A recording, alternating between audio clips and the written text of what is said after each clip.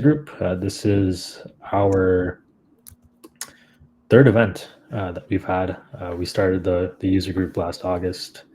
We had an event at the end of last year, and now this is our third one. So glad to have everyone joining us. Before we dive into the content for today, just a quick shout out to our organizers. So my name is Suarez. I'm one of the co-leads of the user group. We'll also be joined by Stephen Scott, who's going to be doing some of the moderation today. And we also have Frederick Fury and Mo Wooten, who are our other two co-leads. So feel free to reach out to us for anything regarding this Tableau user group. And we are always looking to have new speakers join the user group and present at our events. So if you're someone who works in sports, uses data, and you work in the sports industry, or if you don't work in the sports industry and you just make interesting content related to sports, we'd love to hear from you. So if you're interested, please fill out our speaker interest form. We have the QR code there that you can scan, and we'll get in touch with you to get you on a future event. The agenda for today. So I'm very excited for today's set. A couple really great speakers. So firstly, we'll have Riley Martin with this session, Storytelling with Boundaries. And then we'll also have Romain Lopez, who will be presenting a session, Kicking Off Data. So to introduce our first speaker, this will be Riley Martin, who is the founder of Chameleon Visual Company. He creates short-form data storytelling videos in sports that aim to help fans build a more holistic, foundational knowledge of sports in an easy-to-consume and data-focused way. So you may have seen Riley's content on social media under SportsBall. He's been featured with sports organizations and professional sports teams. So we're really happy to have Riley join us today. He's located in San Francisco, California. His favorite sport is hockey. And some of his favorite athletes are Nathan McKinnon, Cal Raleigh, and Saquon Barkley, who will be in the Super Bowl this weekend.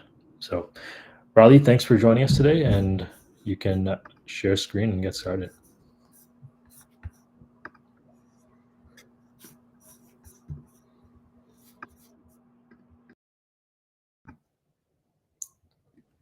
Okay, you guys, everyone hear me, Ryan? Cool, thank you. Yeah, hi everyone. My name's Riley. I run the SportsBall account. I think it's an interesting. I don't know. I'll explain it a little bit more. But what I'm going to do here today is kind of explain not only how I started, which has a lot of roots here in this group, or at least in adjacent groups in Tableau, and even some people on this call I'm seeing were part of my foundational journey, which is great. How I started my analytics journey, what we actually do at SportsBall, what our thesis is, and kind of like how we started, what we wanted to be doing, and where we saw the gap in sports data storytelling specifically. Like I'll get into it, but there's no secret sauce. I think is a funny way we kind of fell into the sports industry. And I know, Ryan, you said people at teams and leagues are great speakers on this call, and we're kind of backing our way or slipping our way into hopefully the back door of sports. So you may have seen us more around on Instagram, TikTok. This is our kind of look and feel. And if you've seen any of these videos of some guy drawing with his hand, any sports data storytelling, then that was me. I have been doing it for about, 7 or 8 months now, ever since the Olympics started. And our product is really this, right? It's a video, turning analytics into short form video, making stories out of interesting concepts. Same thing we all do is try to find data in interesting sports categories, try to connect the dots, and then paint a picture for an audience. And whether that audience be, for me, it's a general audience of Instagram and TikTok and trying to get as large as we can. But what it really comes down to is finding that audience, making content for dashboards or data assets for individual people, groups of people. And we've kind of found a niche in doing that. It's been, like I said, quite a long journey, and I'm excited to walk through a little bit of our timeline and how we got to where we are today. And then I think I'm going to be talking with Stephen a little bit on some Q&A. He has some questions and talk about what some of our tactics are in storytelling, not only in sports, but at a more core level, and how we, what we really tried to do was take data and analytics into a video format, and something that has, I'm sure, been done before. We tried to just put our little spin on it, and what it comes down to is really spoon feeding an audience data. And I think we're getting more and more into that groove, and really excited to, at least share it and hopefully even get some feedback from everyone on this call. You guys are all pros, and when Ryan and Steven reached out to me initially, I almost felt like out of place a little bit in this group. I started, and you'll see in a sec, I started my analytics journey in Tableau, heavy in Tableau, and didn't necessarily turn my back on it, but I've been doing stuff in a different space, and I was very honored to be called into this. So really excited to chat with you all and see what we can talk about, any insights I can gain or give. Open book. So I'll start with our timeline and our data visualization journey. So I graduated from Cal Poly in San Luis Obispo in California in 2019. And the start of my journey, as I mentioned, was all Tableau.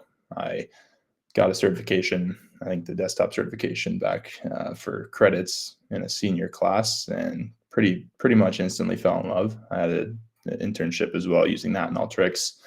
But what I really liked about it was just the freedom it gave. I think a lot of tools that, Power BI and some of the other templatized tools don't give that kind of true flexibility. And, I've spent a lot of time not only using it in a business setting, but also building those passion projects that, everyone here is very familiar with. So I would take those CJ Mays tutorials, all the radials that everyone was doing, and I liked creating functions and table calculations that you can make crazy shapes out of, and bringing things that you would have on paper into life on a page. I think there's one I did Wayne Gretzky's career in one of those big radial fashions. You've probably seen the Michael Jordan ones, and Daniel Sedin on this call has one on LeBron, I think, or something. But those are all inspirations for stuff I'd be doing, putting on Tableau Public, some of those side projects across any sport with that same concept, not necessarily building for an end user. I wasn't presenting it to my boss, of course, but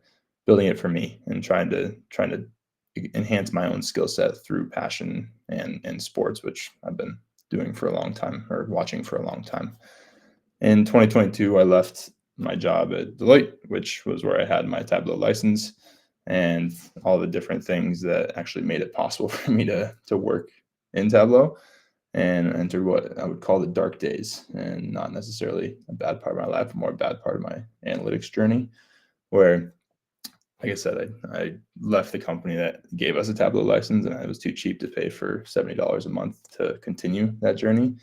And so all the analytics things I did, I started working at a financial company where we were doing reports on a quarterly basis and using more internal analytics that didn't need to be pretty, didn't need to look good or anything like that, which is kind of not fun for this group. I know everyone here loves making beautiful visualizations and is very proud of them. And I brought that to my company, and they're like, yeah, we don't need that here. We just like need numbers. And, that's kind of where the buck stops. So anyways, all that leads to is a little bit of a degrading of my skill set in Tableau, but more so building of my skill set in storytelling. A lot of the things that we needed to do were, have a few numbers, have a few insights, but presenting those all the way up the chain to VPs and executive levels, making sure that numbers can have an impact was a real big point of what we were doing. So while we didn't have the high flying data viz, we did have a lot of muscles being built in that space.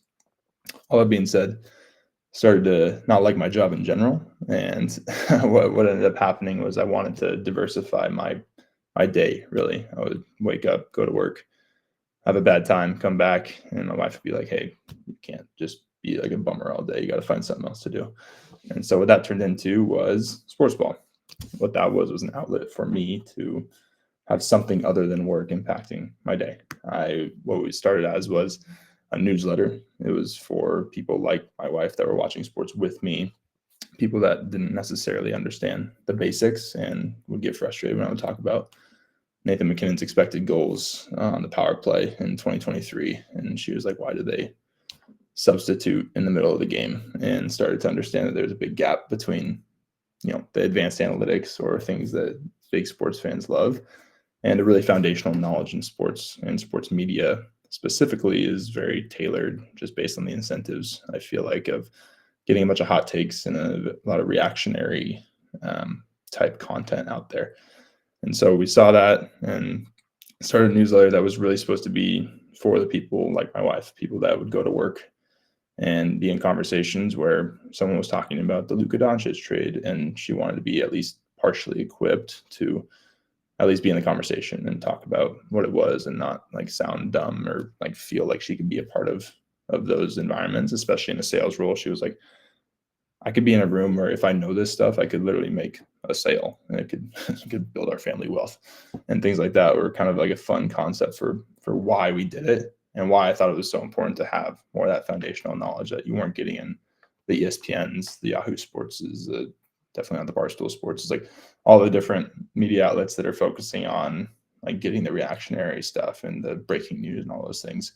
We were trying to do more on the foundational side. And what that was at first, like I said, was long form writing.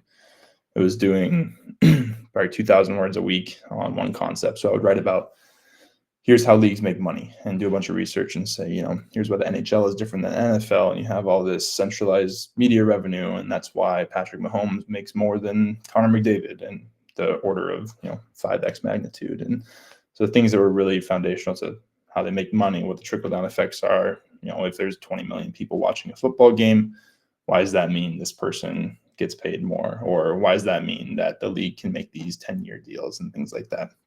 So that was all verbose, obviously, and getting people to sign up for a newsletter is difficult. I'm sure hopefully someone on this call has done it. And if you have any tips, please let me know. But the idea that it didn't have that scalability to get to a bunch of people, not that I was ever trying to be the next Axios, but the idea that we did want to grow, at least in some fashion, was there. And so we were doing that for a while, but with always the idea that we wanted to do video. Like I said, I didn't know what that looked like in a data analytics space. You see things around that are pretty simple, but like moving around a page or moving around a dashboard or engaging or interacting with a dashboard and telling that data story. But we were really trying to spoon feed that audience that I was talking about before. So those foundational learners, trying to get them on board and trying to make it accessible, especially because those foundational learners are not signing up for a sports newsletter, to be honest, and a lot of times. So kind of force feeding those folks some of that knowledge. And what that turned into was what we have now. What we have now is a short form video style, I guess I would call it. And what it started as was me just experimenting. If you go back far enough in the SportsBall Instagram page, you'll see some pretty gross hybrid videos of digitally created graphics behind my head or around my room that I was trying to like tell a story, podcast style, while graphics would move. But I'm not an animator, not a graphics effects designer. And the ability to try to get all that into a video, just one, took too long, two, didn't look great. And I ended up trying to find ways that could work for me on what I was trying to get across and those stories I was trying to tell. And what that turned into was what we see now. During the Olympics was a big inflection point for us, because I said, hey, if I'm looking for a customer, or if I'm looking for an archetype of a person that likes sports kinda, but isn't watching every hockey game in the world, they're probably watching the Olympics. They're probably that type of person who tunes in because it's a fun, every 4 years I engage with sports in this way.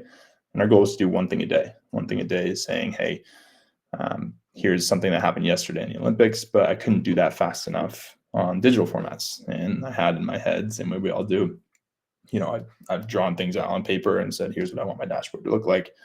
Here's what I want this data story to look like. But I couldn't flip that after work before the next day's Olympic events. So I ended up starting just taking videos of me drawing those notes and voicing them over and saying, like, skip the middleman, try to limit my time of development. And that really took off during the Olympics. So there's some videos that took me from, literally overnight, from 400 followers on Instagram to like 20,000, and just kept growing and growing and growing.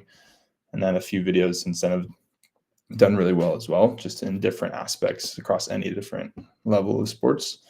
And then in last October, I was able to actually quit my job that I started this whole thing to be able to quit and do it full time now. So I guess I'm a data influencer per se on Instagram and things like that, but it's a little broader, and is a fun way to not only do what I love, but hopefully make some money doing what I love and telling those stories, and once again educating people at a foundational level. So like I said, that's a long way of saying how we got here, and kind of want to open up to Steven for asking some specific questions, and I can go any which way we want. But yeah, hopefully that's a little bit of an intro for what we do and why we do it as well. Yeah, no, that's great. Honestly, I love, first of all, thank you again for giving some insight onto on the background and how you did end up getting here. I also have to apologize to everyone. I'm sick. I've been sick for the past few days. Yeah, so forgive me if I'm not as sprightly as usual, but please just bear with me. But no, really interesting story. Also love the branding of the slide, by the way, as a side note. But I guess the first thing that jumped out at me, actually, which we can touch upon now, is because you mentioned like, I guess early on when you were working with SportsBall, you were just trying to figure out what really worked, right? Because you mentioned that, okay, I had some visuals in the background, and you weren't like a videographer or graphics sort of person, so it wasn't really working, didn't look great, and so on and so forth. But ultimately, at least what I sort of gathered out of that was that ultimately you stumbled upon, obviously what worked was what you were necessarily good at, right? Like you're strong at sort of drawing things visually, and it ended up being extremely simple from a video standpoint, because obviously, like, just having a single camera or moving it slightly is much simpler than doing that whole video aspect in the background. So would you say that's true? Like, I guess, like, just leveraging what you're good at, I guess, sort of pushed you up to sort of that, or I'll say steered you in the right direction, for lack of a better term? Yeah, I think it was doubling down on the things you're good at, right? And like it was hard, and I think we all do this in some sense. As an analyst, I was like, oh, should I try to do data science? Should I try to like be the next level, or like go outside of my comfort zone and learn something new? And that's fantastic in terms of like general growth. But for me, it was like doubling down on your fastball, like you said, and saying, hey, I'm good at storyboarding. I'm good at like formulating a story, or at least like getting better at formulating a story. How can I sequence this and try to focus on accessibility in data without overstretching myself and being not great at anything, while maintaining like the fact that I'm not, but why go outside of my comfort zone?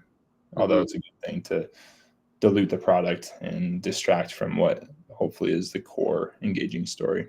So yeah, I think in that way, I'm very shocked that it worked the way it did. And I mean, nowadays I see, if I look back, those whiteboard videos from ASAP Science and things back in the day, I'm like, oh yeah, it's like a proven method.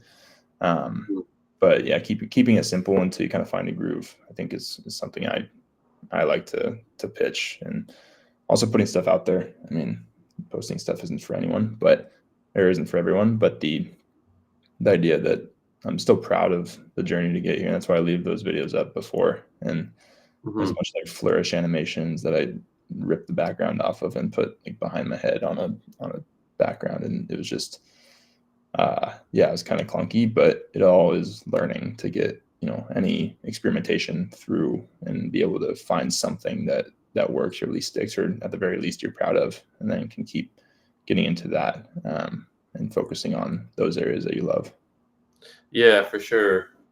And I guess, I guess to go from there, focusing on the areas that you love, because I know you mentioned, I'll try and focus on the Olympics for now, and obviously focusing on sports. I guess I'll go one direction first, and then we'll sort of bring it back to another angle. I guess, how did you, because obviously you said you wanted to focus on those sort of people that wanted to have some level of sort of informed dialogue about sports. Like, they may not be a hardcore fan, but they want to at least, have their 2 cents about it. with knowing that in mind, like how did you try and, or how did you find what resonated with them? Like, if that Yeah, makes sense.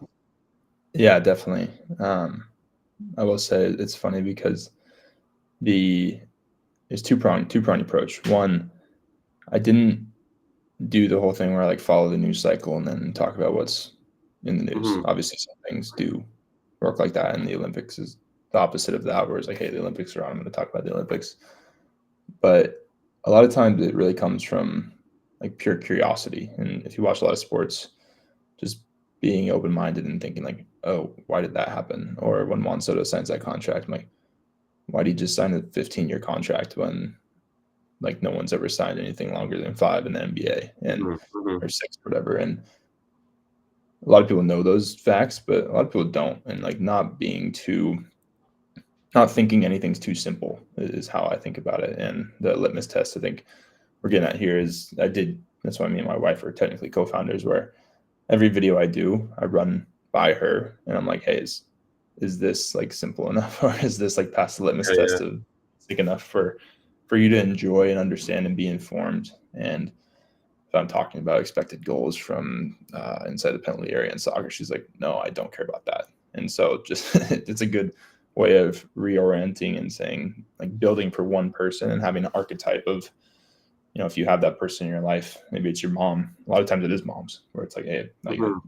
saw something big happen, what's going on, or like not knowing about Vail Resorts and what the business model is, and whatever it may be.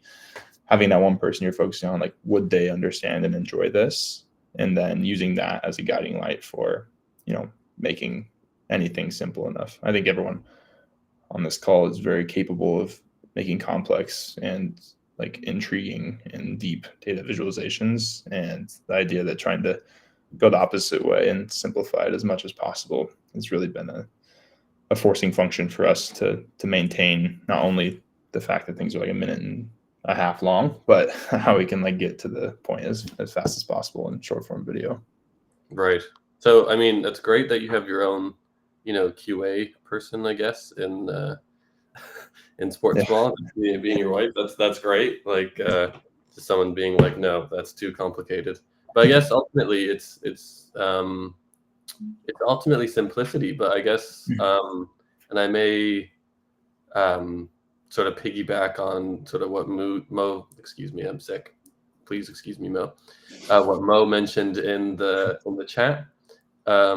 Because obviously, like, you want to create simple visualizations, but what what stories would you think, or have you found, resonates with the target audience, and like how do you come up with those different sort of design and visualizations for those each videos to ensure that, one, it's simple, and two, that it's around a story that they would find interesting. Yeah, definitely. I'll have the topic, at least like have a couple topics that I'm exploring, and some light research will kind of get me at least close enough to where I say I'll commit to this. And it starts with just like tons of data gathering. Anywhere in that space, if it is talking about contracts and revenues at a league level, I'll just do digging for a day and try to get like a big swath of data that is maybe not totally related but somewhat related, and kind of come with a giant pool of different data sets that I think at least have a hunch can piece together. From there, I just go old school pen and paper, and I know it's ironic because that's what I do, but trying not to box into any templates, really. I mean, I'm very familiar with like line bar pie and all the different graphs that are kind of studied and out there, and so having that foundation helps. And then what I really try to do is make, like most said, like bespoke data visualizations that fit the data, not fitting the data into a visualization per se.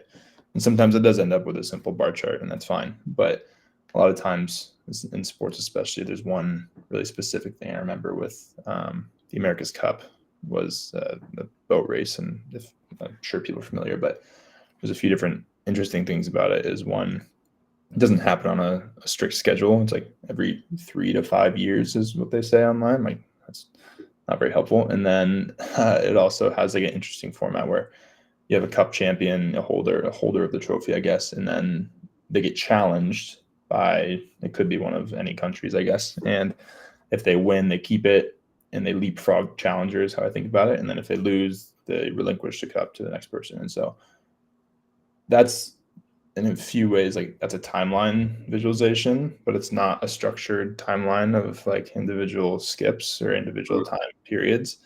It's also like the challenger idea into a timeline was something I hadn't had an idea of before. And so it really came down to sketching it out, thinking like, okay, if this is on a single line of time, how do I introduce challengers? And then you have these like bunny hop visuals. And anyways, all that to be said, it wasn't something you're going to find in like a template. Like, I mean, I'm sure someone can make it, but just making sure that the data, like you're doing the data justice with what you're showing rather than the other way around. I'm like, yeah, I'm going to put this into a pie chart because that's how I think it would work best. And like, especially with us, with trying to make it a little artistic as well, we try to work with shapes a lot. Like if I'm doing something overlaid on a tennis court, for example, I'm going to use a tree map instead of a pie chart and like have it fit into that area. Or when we did our Veil one on skiing, like it was a line chart, and since the prices were going up and up, we turned that into like a ski hill. And you know, some of these things where you just make those connections in your head on, oh, I like how this could look as a graph, and then how can I turn that into like work with the imagery of this story, which we try to do a lot. But yeah, it really comes down to data first, graph second, and that's no secret here. But trying to build around the data sets you have, and then connecting the dots where appropriate. Right. Yeah, just kind of going off that, Riley. How do you find that balance between simple and complex? Like I know you mentioned you have your wife to kind of bounce ideas off, but do you ever kind of just put something out there and see what works and gain feedback that way, or like, do you have some sort of way to kind of get a pulse check on if something might be too complex for your audience? Yeah, and sorry, before you answer too, because I know like even like you mentioned, like you could easily in some instances just do a simple line chart or just a simple pie chart, but then I can also think of some vizzes like I think it was like for Duke, the basketball team, where like that you did one where like it was like I'd never seen anything like it before, where it was I don't even know how to describe it. It was almost, I think you had a term for it. What was it? Spire chart is what I Yeah, call it. spire chart, which was really cool. It was sort of like an aggregation of certain championships, and it sort of like basically in the middle, like it just would keep sort of growing and growing, and it's hard to describe, but like it's super unique. I've never seen it elsewhere, but it's also sort of simple to understand. So yeah, just to echo Ryan, like how do you sort of, I guess push and pull against that?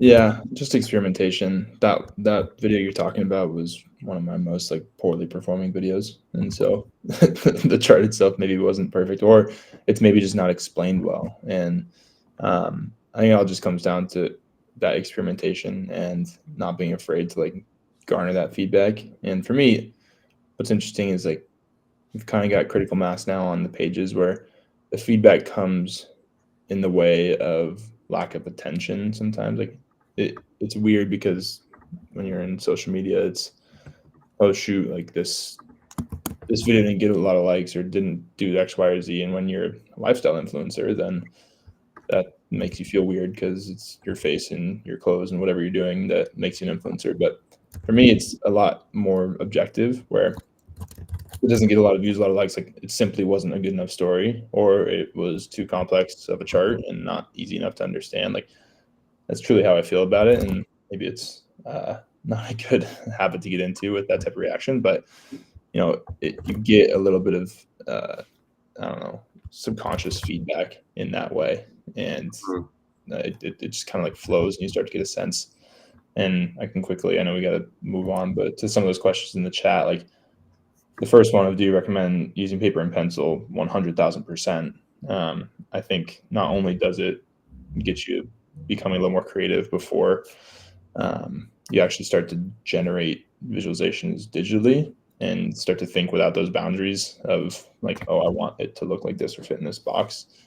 I think that's just a crucial aspect. It also gets your mind out of digital space where you're just kind of like thinking very simply. Pen and paper in my mind is a very therapeutic endeavor, and kind of going down that route's great. And then how long it takes, definitely depends. If it's something I don't know much about, the burden of discovery is high, and it could be like 3 or 4 hours, and then the actual production of it can get, I don't know, usually the video itself takes about an hour to draw, and then doing video editing is about an hour and a half. So once you get to the end, about 2.5 hours to cut it up and send it off. But the story building could be a day or so, or even longer if it takes that long. Okay. I think we'll call it there for your part here, Riley. If there's any other questions that come up, maybe just type or reply up in the chat. I'm sure people have a lot of things they want to ask you. But yeah, definitely thanks for joining us today, Riley. Definitely a lot of interesting insights that I'm sure the audience can take. And yeah, maybe we can get you back on here if there's anything else that you want to share in the future. So we'll move to our second session now. I'm just going to reshare the deck. So we are going to be joined by Romain Lopez. Romain is a former aspiring professional soccer player. His passion for soccer opened up his love of sports analytics. Romain actually worked with the Purdue Fort Wayne University soccer team. He built his own tools to collect data from scratch and display these insights in Tableau for multiple soccer teams. And his full-time job now is building intelligent solutions for Franklin Electric. Romain's located in Fort Wayne, Indiana. His favorite sport, of course, is soccer, and his favorite athlete is Zinedine Zidane. So thanks for joining us, Romain. You can share screen and take over. Thank you, Ryan, for the introduction. First of all, I want to say, very inspiring story by Riley. Being able to bridge the gap between advanced analytics and the general audience, general people, is very interesting. And by keeping things very simple, I think Riley is doing a wonderful job. Just a very inspiring story. So to get started, I will talk about my presentation, kicking off data and how I modeled soccer analytics for Tableau. Quick agenda. I will just talk about myself, a short introduction. Then I will talk about my experience with Purdue Fort Wayne as part of the coaching staff. Then I will talk about my data collection tools and the data modeling that helped create visualizations. It will be a great transition to go and see a Tableau demo. And finally, we will conclude with a fun story and how we can apply what I've done to other industries. So quick introduction, I played soccer in the NCAA D1 from 2015 to 2019. So my goal was to become a professional soccer player.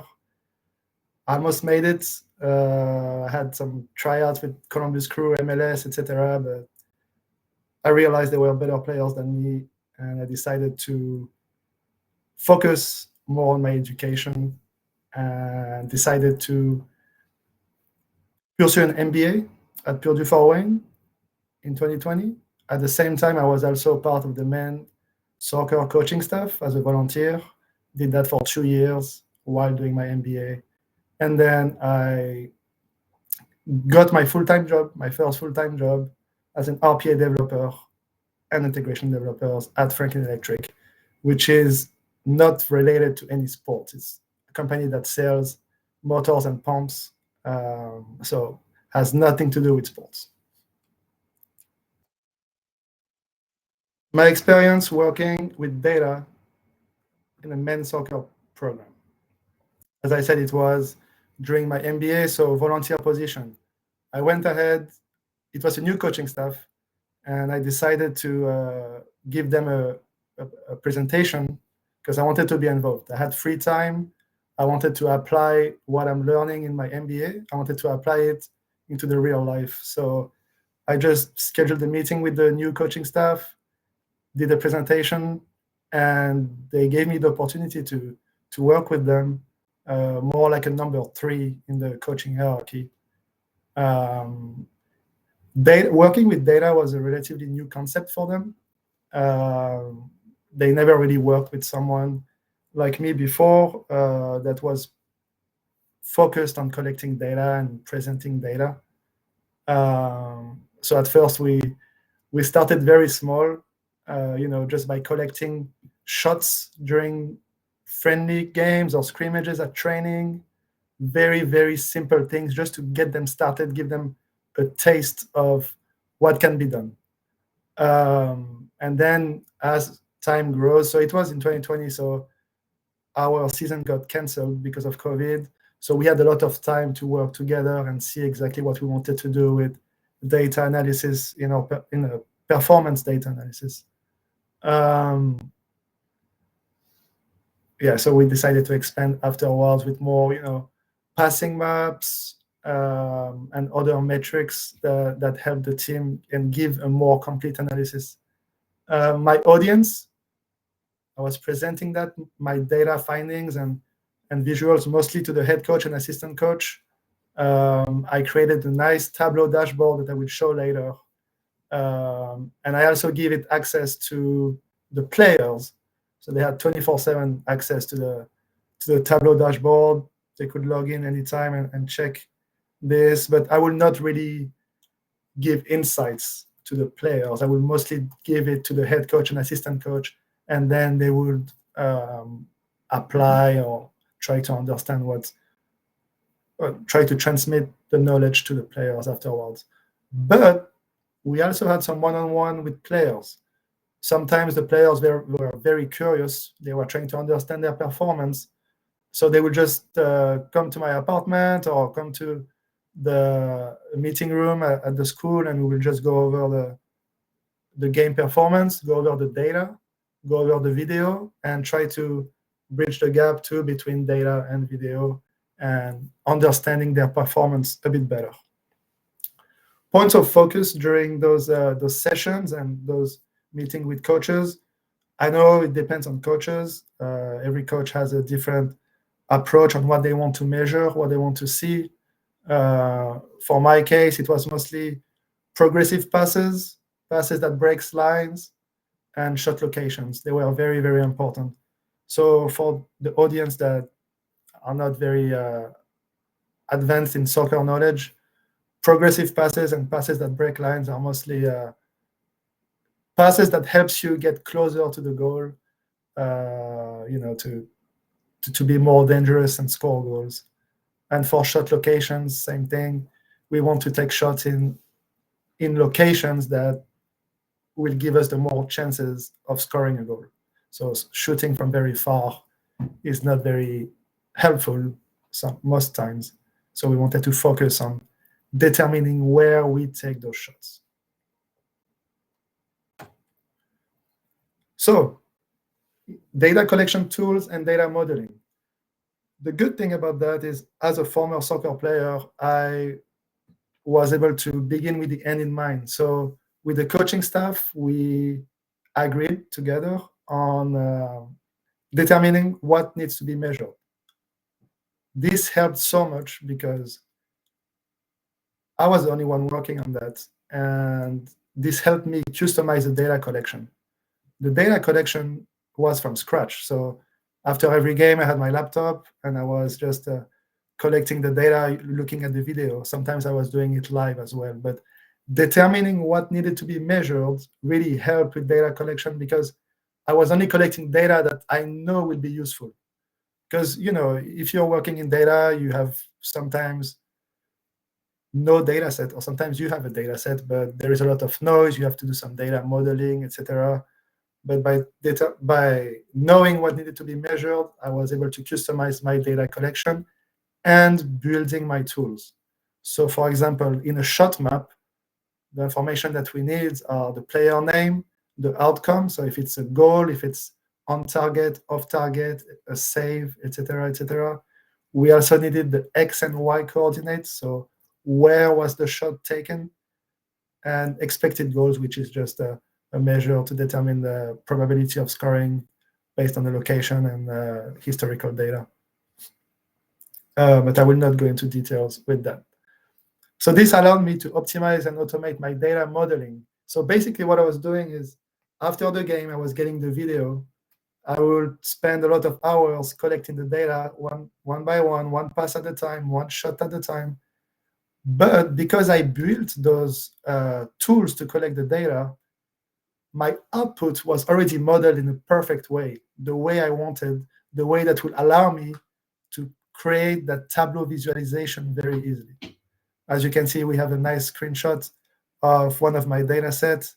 I had everything that I needed to just put it into my Tableau data set and refresh, and then everything was live.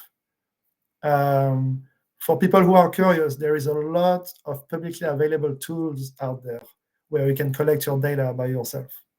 I also created my own, and I want to show you very quickly something that I've done. So I created a website where just by a few clicks, you will be able to collect the data. So we have the players from, the event, and it's customizable, so I can change that to any name.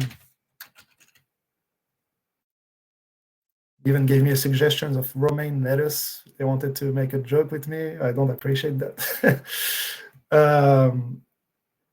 And you choose the event and the players too. You just click on a nice little field here.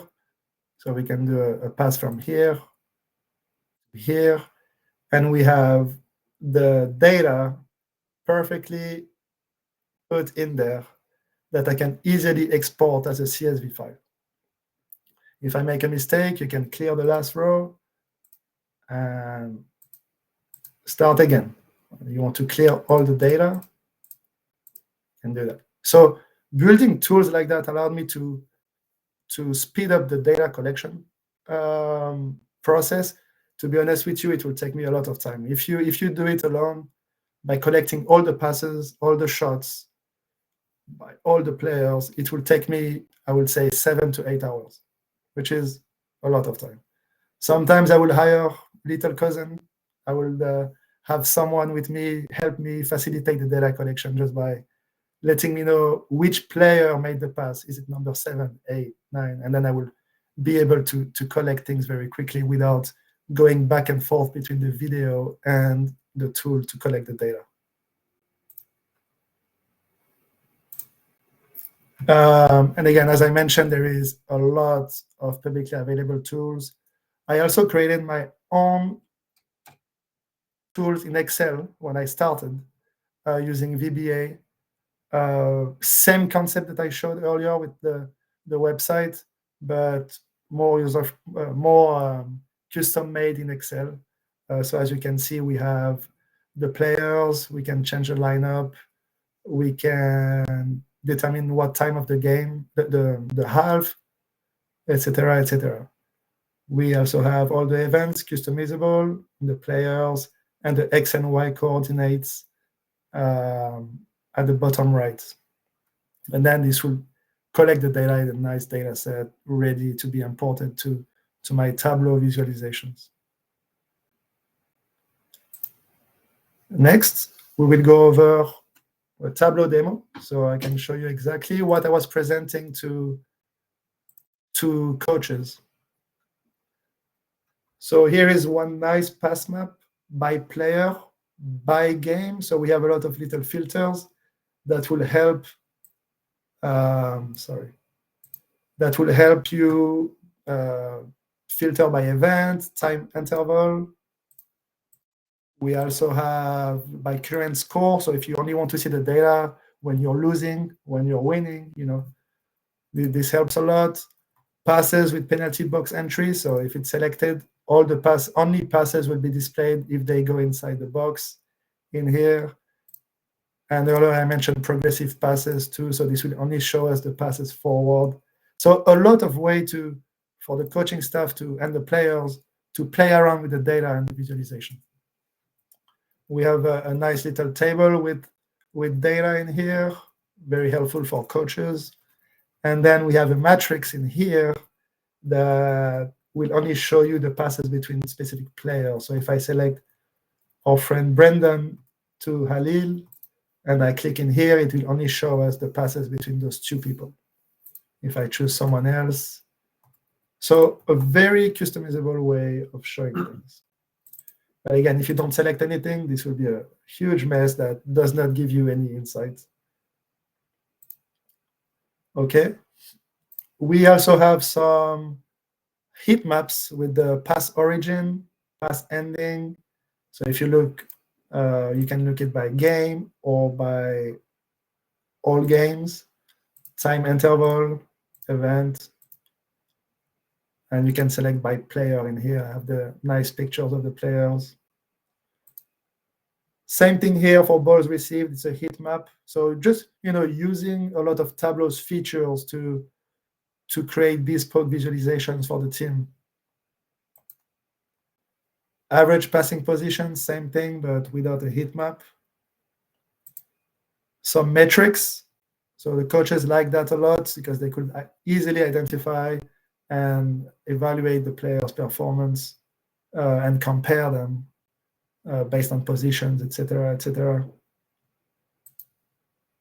Very nice visual here. Passing network. So this is a fun one to do. Very complex, but I love doing every passing network. So basically, the darker the pass, the darker the color is, the more passes was made between this channel. So 1 to 19, 1 to 23. And we can see sometimes 14 to 9 has no passes, so it's not even included in the passing network. And we have a nice summary here with the relationships. Some other metrics, territory gain. I'm not going to go into details for that, but this helps determine if you're gaining territory or not in your passes.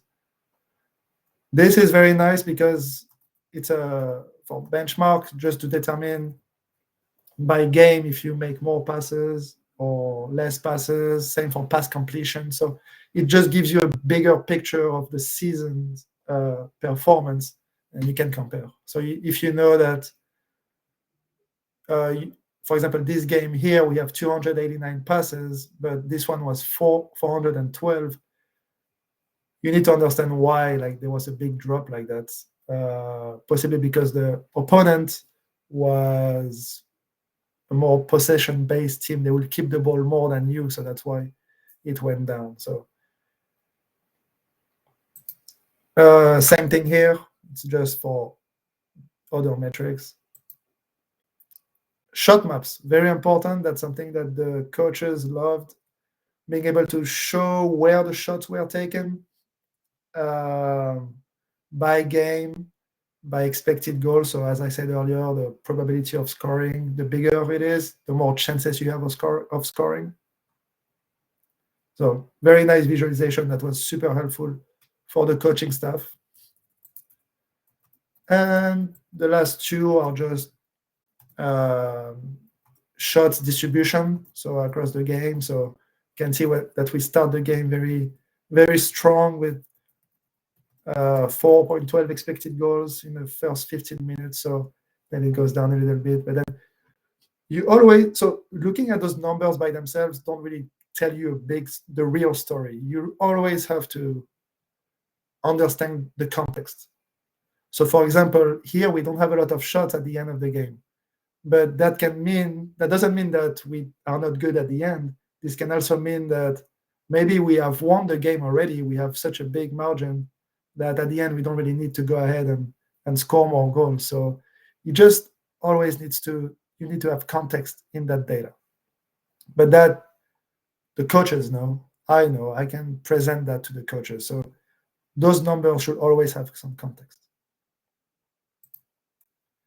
And we have some individual report and shot metrics by player,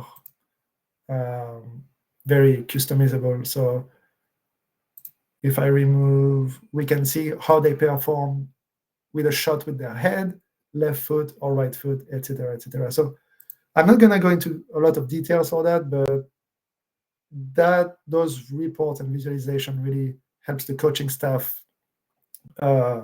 understand the performance in addition to the video. So you have to watch the video and you get those insights, and then you try to bridge the gap and try to understand performance. And same thing for players. Excuse me.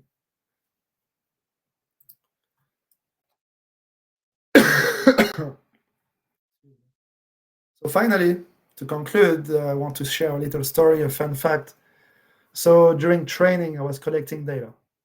I was collecting the shots that the players were taking. It was a very simple shooting drill where the player would receive the ball right in front of the goal, and they have to shoot and score. When I started collecting the data, excuse me, a bit sick too. The players were more accountable.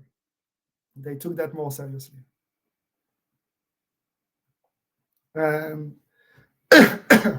Application to other industries, it keeps the players feel like it's a professional experience.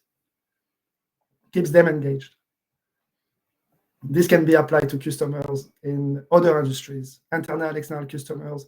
Keep them engaged by doing visualizations like that. So I'm going to stop there and take my breath again and open it up to questions. Yeah, thanks, Romain. I think definitely the two demos you showed were really interesting, and especially the tool that you made to capture all the shot data that or soccer data. That was pretty cool to see as well. I just have a couple questions, and then we'll go to the ones in the chat. So firstly, just on the fun fact you mentioned there, did you see did you see them have better performance in the shooting drills just by you collecting the data? Like, was there like a noticeable change there? On training, yes.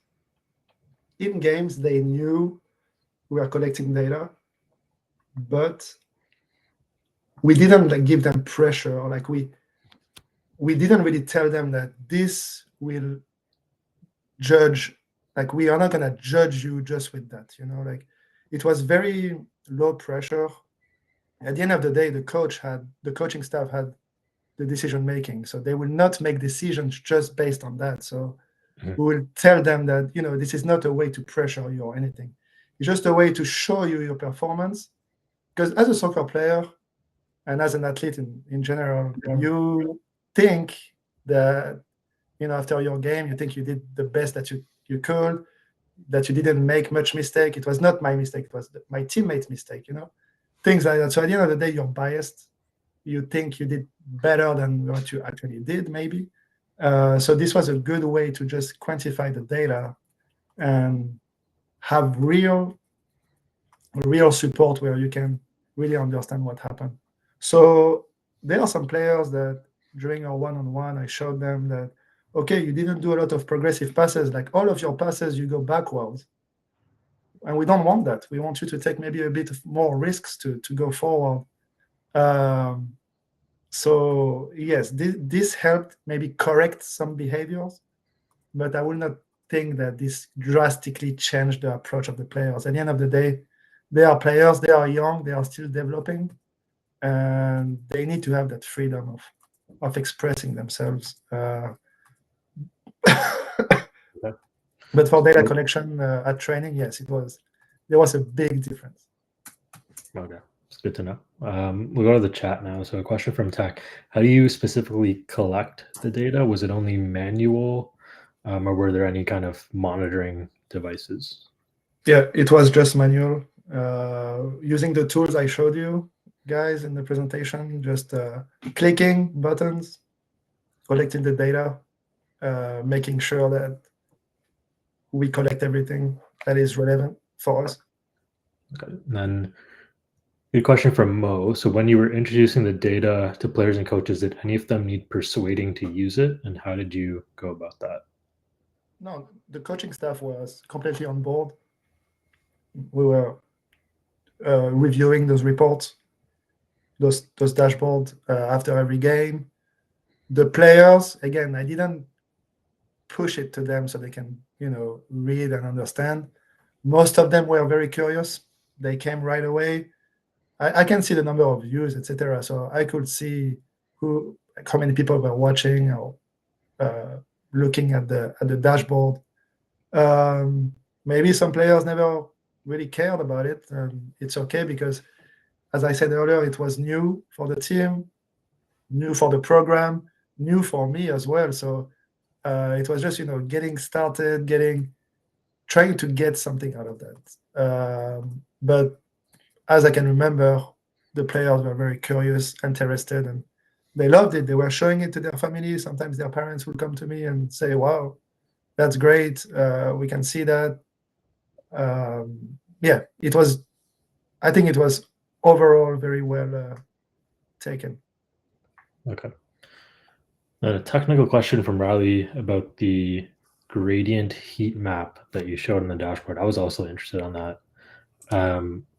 Yeah, how did you go about creating that? Was it overlap? Did you overlap something on top, or was there another way? Are we talking about this heat map? This type of heat map? Okay. Yeah, so using the X and Y coordinates, Tableau has a very nice, very easy way of doing that. So it's just choosing this type of visualization, the heat map. It's called a And density map, right? sorry, can you repeat? I think it's called a density map. Density map, or yeah. Density map type, yeah. Yeah. So yeah, very easy. Just select the visualization and plug in the measures that you wanted, and then I will just adjust the the density and the colors. Okay. And we'll take one more since we're almost at the top of the hour. From Romain, have you ever used this solution to create a strategy and win? So I guess have you seen kind of the outcome of using this, the tools that you created So actually contribute like team performance? it was only a 2-year process, and again, it was half of it was during COVID, so there was no real competition. It was, I would say, a very short time span and a beginning phase. So I don't think we really use that as a strategy because of the time span. I knew I was not going to be there for more than 2 years. So no, we did not have a strategy to use that long term to win games, etc. But this was just mostly to help coaching staff and players correct behavior, understand performance. It was a new coaching staff, new players. I think that year we recruited, I would say, 21 players. So it was a big change. But yeah, it was mostly for coaching staff insights, not really strategy. It's still a very, I'm not going to say low level, but it's relatively low level to do that. Because the professional sports, yes, you can make strategies out of that and everything. But yeah, the college level, you don't really have that data available. So you need someone to do it, to understand it, and to present it. So it was just that approach, I would say, for us. Sounds good. So we'll wrap up now. Romain, if you can stop sharing. I'm just going to flash up a couple slides. I think it was a great session. Thanks to Romain and Riley for being our speakers today. I think we all learned a lot, and it's great getting insight into what you do. I'm just going to mention once again that if you're interested in speaking for a future event, please fill out our speaker interest form, or if you know someone that might be interested, send it off to them. Definitely want to hear from you. And I want to thank you all for being a part of our session today, for attending. Again, thank you to Romain and Riley for being our presenters. And stay tuned for our next event, which will be in May of this year. So hope everyone has a good rest of your day, and we'll see you at our next event. Thank you. Thanks again, everyone. Thanks, everyone.